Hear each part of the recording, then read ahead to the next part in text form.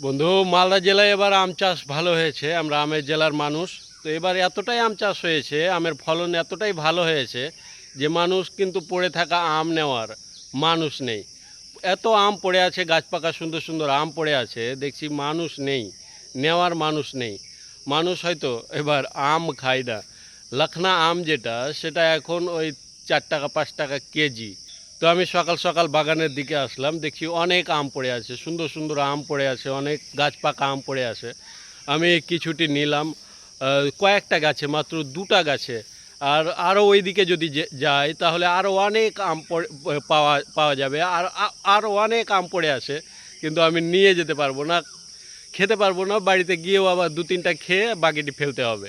এরকমই করছে সবাই, যে 10-12টা হয়তো কুড়িয়ে নিয়ে গেল, 3-4টা খায় আর বাকিটি তারপরের দিন আবার ফেলে দেয়। যে আবার বেশি গলে যায়, ওটার জন্য খেতে ভালো লাগে না, ওটার জন্য ফেলে দেয়। আমরা আমের জেলার মানুষ, এবার আম এতটাই বেশি হয়ে গেছে যে আমাদেরকে আম ফেলে দিতে হচ্ছে। সরকার যদি মালদা জেলায় আম চাষিদের জন্য একটা বড় শিল্প কারখানা করত, তাহলে এরকম আমগুলো নষ্ট হতো না, ফেলে দিতে হতো না। এই সব আমগুলোই কাজে লেগে যেত বন্ধু। 2023 সালেও কিন্তু আমের ফলন ভালো হয়েছিল মালদা জেলাতে, আর এরকমই অনেক পড়ে থাকতো এই লখনা আমগুলো, নেওয়ার মানুষ থাকতো না তখন।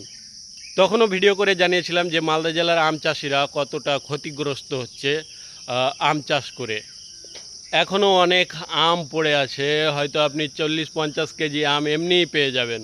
তো আমি কয়েকটা নিলাম, এই যে এইটুকু হয়ে গেল, এটুকুর মধ্যে হয়তো কয়েকটা খাবো, বাকিটি আবার আমাকেও ফেলতে হবে। তো এরকম হাজার হাজার আম, অনেক আম পড়ে রয়েছে। লখনা আম এখনও ভাঙে না, ভাঙবে কি করে? 3 টাকা 4 টাকা কেজি বিক্রি করতে হচ্ছে, ওটার জন্যই চাষিরা আম ভাঙেনি। আমরা চাই যে মালদা জেলার আম যেন এরকম নষ্ট না হোক। মালদা জেলায় চাষিদের জন্য, আম চাষিদের জন্য গড়ে উঠুক আম শিল্প কারখানা, যেন এরকম আম নষ্ট না হোক। কেমন? তো আজকের মতো এই পর্যন্তই। টাটা।